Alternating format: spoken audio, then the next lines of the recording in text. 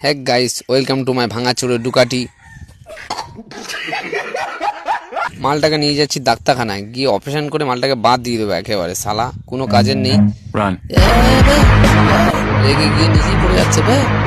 পড়িস না ভাই, তুই তো আমার প্রিয় সাথী, তোকে আমি বাদ দেবো? তোকে আমি নিশ্চয়ই ঘরে নিয়ে আসবো। ডোন্ট বাড়ি, আয় আয় আমার কাছে আয় ভাই আমার। যা হোক করে ভুলিয়ে ভালিয়ে গাড়িতে বস করে নিয়ে আবার ওকে নিয়ে যাচ্ছি। আমার ডুকাটি দেখেছো তো, এবার পিচের রাস্তা থেকে যাচ্ছে ভেরির রাস্তা। হ্যাঁ, দুই দিকে দুটো জলকার, পড়লেই গল্প শেষ। যাই হোক করে আমি এখান থেকে কেটে বেরিয়ে গেলাম। তারপর বাজার করা হয়ে গেল আমার। এইবার যাও মালটাকে ডাক্তার দেখাতে। হ্যাঁ, মালটা ভীষণ চিন্তা ভাবনা করছে যে আমাকে নিশ্চয়ই আজকে বাদ দিয়ে দেবে। लेकिन ये साला कर क्या रहा है यहाँ पे? A few moments later. অনেকক্ষণ দাঁড়িয়ে থাকার পরে দাদু তো ওখানটায় দাঁড়িয়ে আছে, আর 10 টাকা কমও করছে না। 160 টাকা, 160 টাকায় দিতে হবে। সারা বুড়ো ভীষণ বদমাইশ বুড়ো।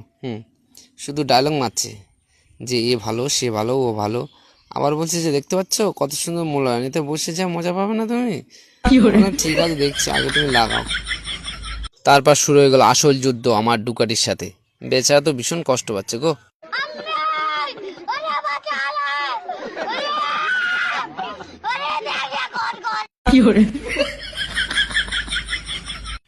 তারপর যুদ্ধ শেষের পর ফাইনালি আমার নতুন সিট লেগে যাচ্ছে।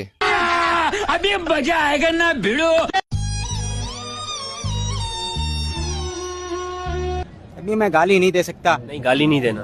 फैमिली फैमिली देखती है, वरना मैं ऐसे ऐसे गाली दूं, ऐसे ऐसे। তারপর সিট লাগানো পুরো কমপ্লিট। তো আমি সিটটাকে মুছে নিয়ে মালটাকে তুলতে গেলাম, কারণ ওকে আমি মদন আলাকে দিয়ে দেবো।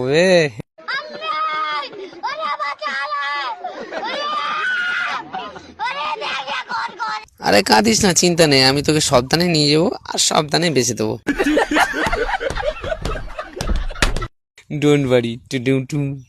তো আমি এখন এই জায়গাতে রাস্তা দিয়ে যাচ্ছি, তারপর আমি সোজা বাড়ি চলে যাব। তো চলো বাড়ির রাস্তা দিয়ে ভিডিও করবো কোনি।